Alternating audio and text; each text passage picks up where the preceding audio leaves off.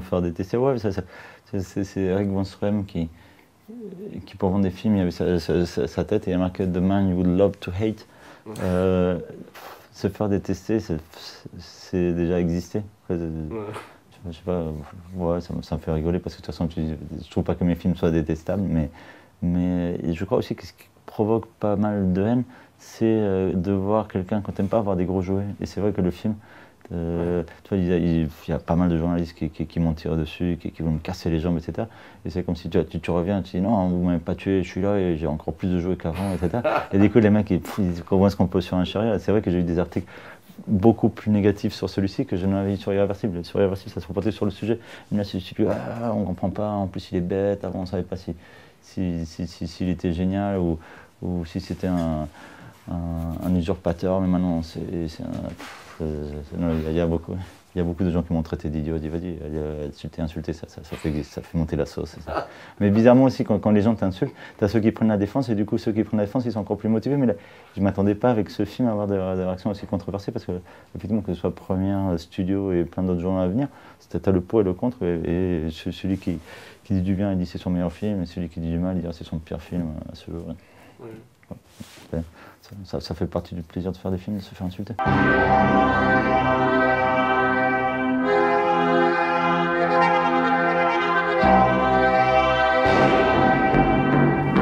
Je crois qu'il y a un problème avec Enter the Void, c'est qu'il y a des gens qui pensent que je suis vraiment bouddhiste ou que je suis mystique, que je suis New Age, etc. Des fois, je me suis même retrouvé l'autre fois qu'avec une copine de ma soeur me dit oui, mais toi tu crois à la réincarnation. Je dis non, elle n'avait même pas vu le film, mais il a entendu parler. Il dit non, mais si tu t'es intéressé au sujet, c'est vraiment parce que tu n'es même pas conscient, mais toi tu y crois. Je dis non, j'y crois pas. Et des fois, tu vas t'engueuler avec des gens pour leur faire croire que non, pour leur faire admettre que tu es matérialiste et que non, que tu n'as pas. Je crois pas à l'âme qui peut se détacher du corps, etc. Mais avec chaque film, tu ramasses un genre de personnes. Je ramasse pas mal de gens comme ça, des nuages, des gens qui croient à la réincarnation. Et d'ailleurs, en ce qui concerne les mauvaises critiques, souvent elles sont plus jouissives à lire que les bonnes. Et des fois, tu vois, je mets des post-it et il y en a même, tu as envie d'accrocher chez toi tellement elles sont méchantes ou elles racontent n'importe quoi. Mais un article injurieux, souvent, te parle beaucoup plus du journaliste que du film lui-même. Ouais. Et des fois aussi, tu as des articles injurieux où tu lis l'article et tu te dis putain, je vais courir voir le film. Et c'est comme ça que je me suis retrouvé à aller voir Razorhead quand j'avais 16 ans. C'est que mes parents, ils achetaient le journal le matin. Et il y avait un article de Michel Perret sur Razorhead où c'était une page d'insultes sur le film. Il le décrivait d'une manière tellement excitante que j'ai couru voir le film.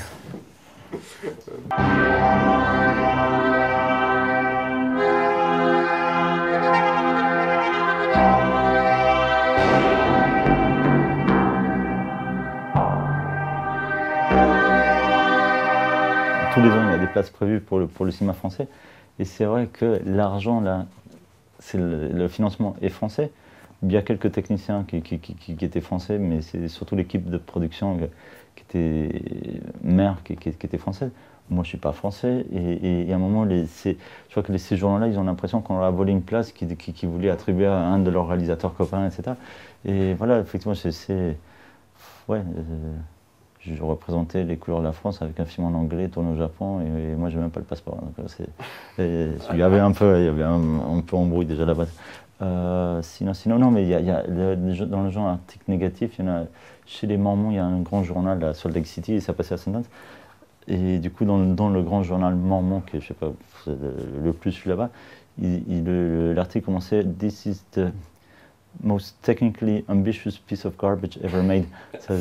Voici la pourriture la plus ambitieuse techniquement jamais faite. Ouais, ça commence bien. Tu l'as gardé celle-là? Non, mais des fois, tu sais, maintenant, ce qu'il y a de plus en plus, c'est que tu as de plus en plus de DVD où on met les citations négatives, parce que c'est vrai que... C'était Conan qui avait commencé avec ça. Oui, Conan l'avait fait, moi aussi j'avais fait, à l'époque de Sur le contre-tout, j'avais récupéré plein...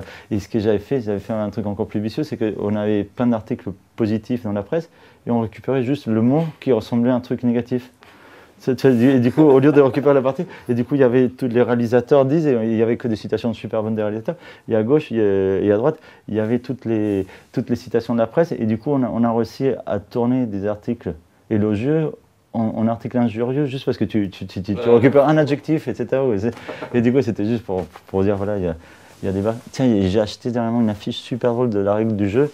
Il y a marqué, je sais pas, la règle du jeu, le film dont tout le monde parle, et il y a marqué pour.